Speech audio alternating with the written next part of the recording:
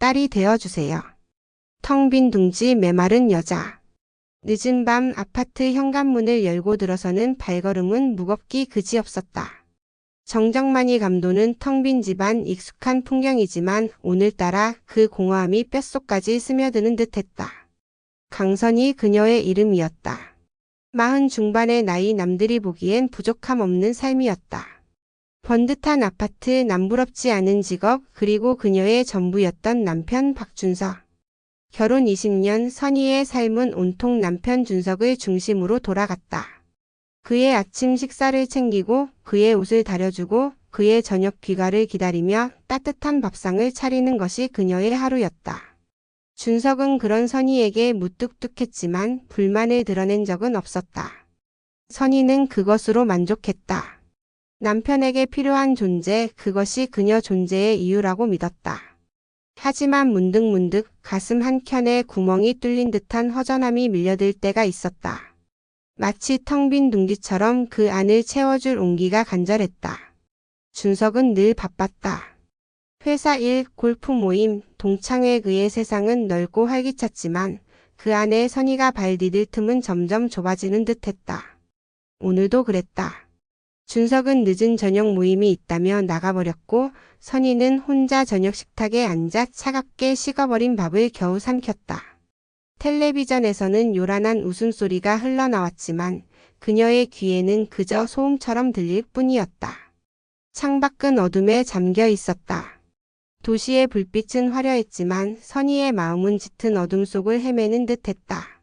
나는 대체 뭘 하고 있는 걸까? 문득 그런 질문이 머릿속을 맴돌았다. 남편의 짝으로 그의 그림자처럼 살아온 지난 세월. 과연 그것이 그녀가 원했던 삶이었을까? 다음 날 선희는 답답한 마음에 집을 나섰다. 목적지도 없이 발길 닿는 대로 걸었다. 화려한 도심을 벗어나 낡은 골목길로 접어들었을 때였다. 오래된 낡은 건물들 사이 유난히 눈에 띄는 작은 꽃집이 있었다. 은은한 꽃향기에 이끌려 선희는 꽃집 안으로 들어섰다. 꽃집 안은 아늑하고 따뜻했다. 형형색색의 꽃들이 마치 작은 정원처럼 아름답게 펼쳐져 있었다. 꽃들 사이로 등을 굽힌 채 꽃을 다듬고 있는 할머니가 눈에 들어왔다. 백발이 성성한 할머니는 주름진 얼굴에 따뜻한 미소를 머금고 있었다. 어서 와요, 아가씨. 할머니는 선희를 보고 부드럽게 말했다. 꽃 구경하러 왔어요? 선희는 어색하게 고개를 끄덕였다. 그냥 지나가다가 향기가 좋아서요. 꽃은 참 신기해요. 보기만 해도 마음이 편안해지잖아요. 할머니는 꽃잎을 매만지며 말했다. 힘든 일 있어요? 선희는 깜짝 놀랐다. 할머니는 마치 그녀의 마음속을 꿰뚫어 보는 듯 했다. 아니에요. 선희는 황급히 부인했지만 목소리는 어딘가 떨리고 있었다. 할머니는 억지로 캐묻지 않았다. 그저 따뜻한 눈빛으로 선희를 바라볼 뿐이었다. 힘들면 언제든 와요. 꽃은 늘 그 자리에 있으니까. 선희는 왠지 모르게 할머니에게 마음이 끌렸다. 낯선 사람인데도 마치 오래전부터 알고 지낸 사람처럼 편안하게 느껴졌다. 할머니 이름이 뭐예요? 선희가 조심스럽게 물었다. 나는 김순이라고 해요. 할머니는 빙긋 웃으며 답했다. 이름이 같아요. 이름도 인연인가 보네. 그날 이후 선희는 틈만 나면 꽃집을 찾았다. 순이 할머니는 늘 따뜻하게 선희를 맞이해 주었고 꽃에 대한 이야기, 인생에 대한 이야기를 나누며 시간을 보냈다. 순이 할머니는 홀로 오래된 꽃집을 운영하며 살아왔다고 했다. 자식들은 모두 도시로 떠나고 가끔 안부 전화만 할 뿐 찾아오는 이는 드물다고 했다.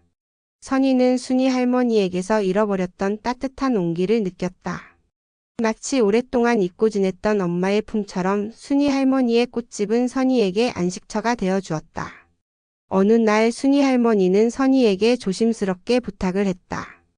선희 씨, 혹시 나 좀 도와줄 수 있을까요? 무슨 일이세요, 할머니? 선희가 걱정스럽게 물었다. 사실은 내가 얼마 전에 크게 넘어져서 다리를 다쳤어요. 병원에서는 당분간 무리하지 말라고 하는데 혼자 가게를 운영하기가 너무 힘드네요. 순이 할머니는 난감한 표정을 지었다. 선희는 잠시 망설였다. 남편 준석에게는 말도 안 되는 일이었다. 그는 그녀가 집안일에만 집중하기를 바랐고 외부 활동은 탐탁지 않아 했다. 하지만 순이 할머니의 부탁을 외면할 수 없었다. 그녀에게 순이 할머니는 단순한 꽃집 할머니 이상이었다. 그녀의 텅 빈 마음을 채워주는 소중한 존재였다. 제가 도와드릴게요, 할머니. 선희는 결심한 듯 말했다. 제가 가게 일을 돕는 동안 할머니는 푹 쉬세요. 순이 할머니는 감격한 듯 선희의 손을 잡았다. 정말 고마워요, 선희 씨. 당신은 정말 천사 같아. 그렇게 선희는 순이 할머니의 꽃집 일을 돕기 시작했다. 꽃을 다듬고 손님을 맞이하고 가게를 정리하는 일은 결코 쉽지 않았지만 선희는 왠지 모르게 즐거움을 느꼈다. 꽃향기에 둘러싸여 순이 할머니와 함께 이야기를 나누는 시간은 선희에게 활력을 불어넣어 주었다. 하지만 문제는 남편 준석이었다. 며칠 후 준석은 선희가 꽃집 일을 돕고 있다는 사실을 알게 되었다. 그는 격렬하게 화를 냈다. 당신 미쳤어? 왜 쓸데없이 남의 가게 일을 돕고 다녀? 집안일은 누가 해? 선희는 용기를 내어 준석에게 말했다. 여보, 할머니가 다리를 다치셔서 혼자 힘드시대요. 잠깐 도와드리는 것뿐이에요. 도와줘? 웃기지도 않아. 당신은 내 아내야. 남의 집 딸 노릇할 시간이 있으면 내 짝으로서 역할이나 제대로 해. 준석은 냉정하게 말했다. 당장 그만둬.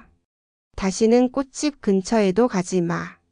선희는 준석의 완강한 태도에 좌절했다. 하지만 순이 할머니를 저버릴 수는 없었다. 그녀에게 순이 할머니는 단순히 도움을 필요로 하는 사람이 아니었다. 그녀의 마음속 깊은 곳, 외로움과 그리움으로 가득 찬 텅 빈 공간을 채워주는 존재였다. 선희는 순이 할머니에게 솔직하게 털어놓았다. 남편의 반대 때문에 가게 일을 계속하기 어렵다고. 순이 할머니는 선희의 사정을 이해하고 안타까워했다. 선희 씨, 미안해요. 내 때문에 괜히 곤란하게 됐네. 순이 할머니는 힘없이 말했다. 그럼 이제 어떻게 해야 할까요? 선희는 걱정스럽게 물었다. 순이 할머니는 잠시 생각에 잠기더니 조심스럽게 제안했다. 우리 가짜 모녀가 되는 건 어때요? 가짜 모녀요? 선희는 깜짝 놀라 되물었다. 네. 남편분께는 내가 당신 친정어머니라고 하는 거예요. 친정어머니가 아프셔서 딸이 간호하는 거라고 하면 남편분도 뭐라고 못하겠죠? 순이 할머니는 윙크하며 말했다. 어때요? 재미있을 것 같지 않아요? 선희는 순이 할머니의 엉뚱한 제안에 웃음을 터뜨렸다. 가짜 모녀라니 말도 안 되는 이야기였지만 왠지 모르게 끌리는 구석이 있었다. 어쩌면 순이 할머니의 말대로 재미있을지도 모른다는 생각이 들었다. 그리고 무엇보다 순이 할머니 곁을 떠나고 싶지 않았다. 좋아요, 할머니. 선희는 활짝 웃으며 말했다. 저 할머니 따랄게요. 그렇게 선희와 순이 할머니의 가짜 모녀 이야기가 시작되었다. 선희는 준석에게 순이 할머니를 친정어머니라고 소개했다. 예상대로 준석은 탐탁지 않아 했지만 친정어머니 간병이라는 명목 앞에서는 더 이상 반대할 수 없었다. 그는 여전히 불퉁거렸지만 선희는 개의치 않았다. 순이 할머니 곁에 있을 수 있다는 것만으로도 충분히 행복했다. 가짜 모녀 연기는 처음에는 어색하기 짝이 없었다. 서로 존댓말을 쓰고 어색한 호칭을 사용하며 마치 연극 무대에 오른 배우처럼 부자연스러웠다. 하지만 시간이 지날수록 어색함은 점점 사라지고 그 자리를 따뜻한 정이 채워나갔다. 순이 할머니는 선희를 친딸처럼 살뜰하게 챙겼다. 따뜻한 밥을 짓고 맛있는 반찬을 만들어 밥상을 차려주었고 밤늦게까지 선희의 이야기를 들어주었다. 선희는 순이 할머니에게 털어놓지 못했던 속마음을 솔직하게 털어놓았다. 남편과의 관계, 텅 빈 마음, 그리고 그녀가 진정으로 원하는 삶에 대한 이야기들을. 순이 할머니는 선희의 이야기를 묵묵히 들어주었고 따뜻한 위로와 격려를 아끼지 않았다. 선희야, 너무 힘들어하지 마라. 인생은 원래 고생길이지만 그래도 살아볼 만한 가치가 있는 거야. 순이 할머니는 주름진 손으로 선희의 손을 잡으며 말했다. 너는 충분히 잘하고 있어. 그리고 앞으로도 잘 해낼 수 있을 거야. 선희는 순이 할머니의 따뜻한 품에 안겨 오랫동안 잊고 지냈던 어린 시절의 기억을 떠올렸다. 엄마의 따뜻한 손길, 엄마의 자장가, 그리고 엄마의 사랑. 선희는 순이 할머니에게서 엄마의 사랑을 다시 느끼는 듯했다. 순이 할머니 역시 선희에게서 잃어버렸던 딸의 모습을 발견했다. 홀로 외롭게 늙어가는 순이 할머니에게 선희는 삶의 활력소이자 다시 한번 살아갈 힘을 주는 존재였다. 순이 할머니는 선희를 보며 떠나간 딸들을 떠올리기도 하고 때로는 어린 시절의 자신을 보는 듯한 착각에 빠지기도 했다. 가짜 모녀 연극은 점점 현실이 되어갔다. 서로를 엄마, 딸이라고 부르는 것이 자연스러워졌고 서로를 향한 애정과 믿음은 점점 깊어졌다. 선희는 순이 할머니에게 진정한 가족의 의미를 배우고 있었다. 피로 맺어진 관계가 아니더라도 마음으로 이어진 관계가 얼마나 소중하고 끈끈한 것인지 깨닫게 되었다. 가짜 모녀 생활이 석 달째 접어들 무렵 위기가 찾아왔다. 준석은 점점 더 선희의 외출에 대해 의심을 품기 시작했다. 그는 꽃집에 전화를 걸어 순이 할머니의 건강 상태를 확인하기도 하고 몰래 꽃집 주변을 서성이기도 했다. 어느 날 저녁 준석은 술에 취해 집에 돌아와 선희에게 화를 냈다. 당신 도대체 무슨 꿍꿍이야? 왜 자꾸 친정엄마 핑계를 대고 밖으로 싸돌아다녀? 선희는 준석의 의심에 당황했지만 침착하게 말했다. 여보, 정말이에요. 엄마가 많이 편찮으셔서 제가 간호해 드리는 거예요. 거짓말하지 마. 내가 다 알아봤어. 당신 친정엄마는 건강하시다고 하던데? 그럼 그 꽃집 할머니는 누구야? 당신 대체 누구랑 짜고 날 속이는 거야? 준석은 격분하며 소리쳤다. 선희는 더 이상 숨길 수 없다고 생각했다. 그녀는 준석에게 순이 할머니와의 만남, 가짜 모녀 연극, 그리고 순이 할머니가 그녀에게 얼마나 소중한 존재가 되었는지 솔직하게 털어놓았다. 준석은 선희의 이야기를 믿으려 하지 않았다. 그는 여전히 선희를 의심하고 비난하며 당장 꽃집 일을 그만두라고 강요했다. 선희는 준석에게 애원했다. 여보, 제발 한 번만 믿어주세요. 할머니는 정말 좋은 분이세요. 저에게 엄마 같은 분이세요. 하지만 준석은 완강했다. 그는 선희에게 마지막 통첩을 했다. 당신이 정말 내 아내라면 당장 그 꽃집 할머니와 인연을 끊어. 그렇지 않으면 우리 부부 관계는 끝이야. 준석의 마지막 말에 선희는 망연자실했다. 그녀에게 준석은 전부였다. 그녀의 삶의 중심이었고 존재 이유였다. 하지만 순이 할머니 역시 그녀에게는 없어서는 안 될 소중한 존재가 되었다. 텅 빈 마음을 채워주고 잃어버렸던 따뜻한 온기를 되찾아준 그녀의 새로운 가족이었다. 선택의 순간 선희는 오랫동안 고민했다. 남편 준석인가 아니면 순이 할머니인가. 그녀의 인생을 송두리째 뒤흔드는 듯한 갈등 속에서 선희는 마침내 결단을 내렸다. 다음 날 아침 선희는 짐을 쌌다. 작은 여행 가방에 옷가지 몇 벌과 세면도구를 챙겨 넣고 순이 할머니의 꽃집으로 향했다. 준석에게는 짧은 편지 한 장을 남겼다. 여보, 미안해요. 당신은 여전히 나에게 소중한 존재이지만 나는 이제 더 이상 당신의 짝으로만 살 수 없어요. 나는 나 자신으로서 강선희로서 살고 싶어요. 그리고 할머니 곁에서 할머니 딸로서 살고 싶어요. 순이 할머니는 선희가 짐을 싸들고 꽃집에 나타나자 깜짝 놀랐다. 선희야, 이게 무슨 일이야? 선희는 눈물을 글썽이며 순이 할머니에게 모든 것을 털어놓았다.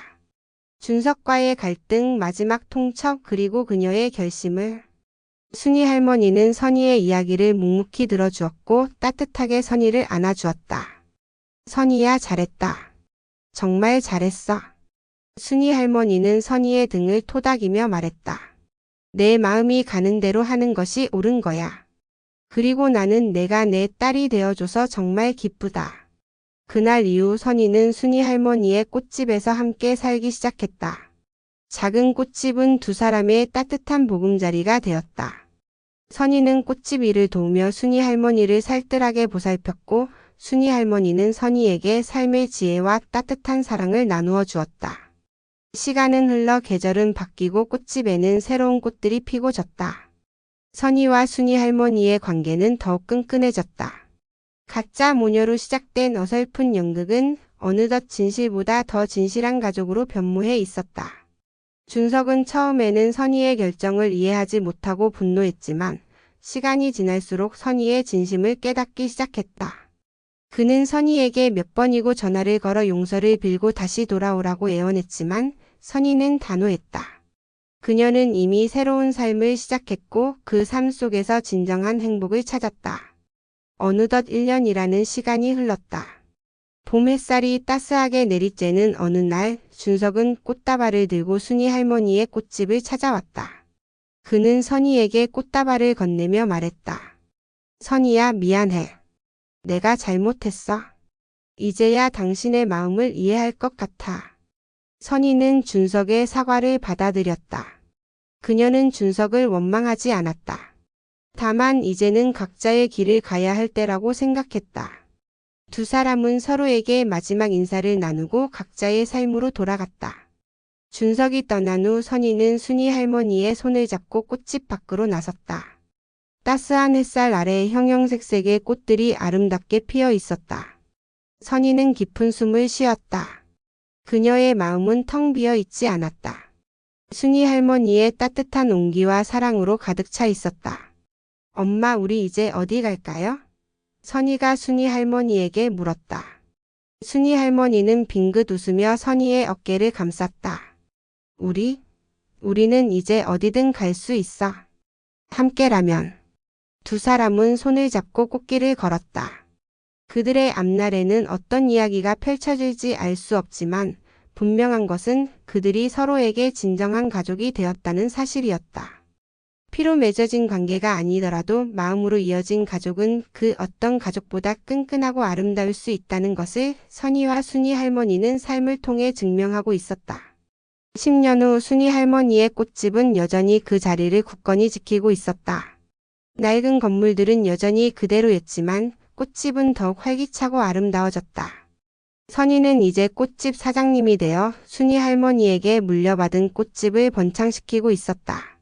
순이 할머니는 이제 백발이 더욱 희끗해졌지만 여전히 건강하고 정정했다. 꽃집 한켠 작은 의자에 앉아 손님들을 맞이하고 꽃을 다듬는 모습은 여전히 아름다웠다.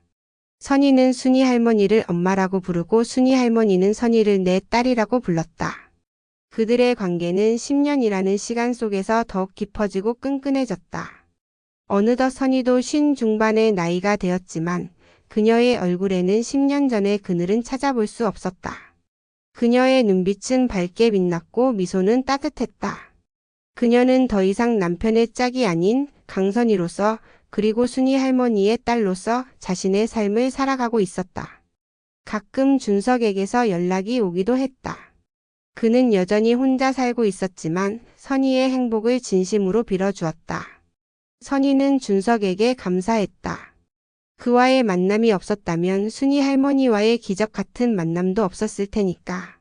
저녁 노을이 꽃집 창가에 붉게 들이울 때 선희는 순이 할머니에게 따뜻한 차를 내밀었다. 두 사람은 차를 마시며 오늘 하루 있었던 이야기, 꽃 이야기 그리고 서로의 안부를 물었다. 엄마, 오늘 꽃이 참 예쁘네요. 선희가 말했다. 그래, 꽃은 늘 예쁘지. 순이 할머니는 빙긋 웃으며 답했다. 마음이 예쁘면 세상 모든 것이 다 예뻐 보이는 법이야. 선희는 순이 할머니의 손을 잡았다. 따뜻하고 주름진 손, 그녀에게는 세상에서 가장 소중한 손이었다. 선희는 순이 할머니에게 감사했다. 그녀를 텅 빈 둥지에서 꺼내어 진정한 가족의 품으로 이끌어준 순이 할머니에게, 그리고 그녀에게 딸이 되어달라고 말해준 순이 할머니에게. 선희는 창밖을 바라보았다. 붉게 물든 노을 아래 꽃집은 환하게 빛나고 있었다. 그 빛은 마치 두 사람의 행복을 축복하는 듯 했다. 선희는 미소 지었다. 그녀는 이제 더 이상 외롭지 않았다. 그녀에게는 순이 할머니, 그녀의 사랑하는 엄마가 있었으니까. 그리고 그들의 이야기는 앞으로도 영원히 계속될 테니까. 안녕하세요, 여러분. 좋아요와 구독 버튼 눌러주시는 거 잊지 마세요.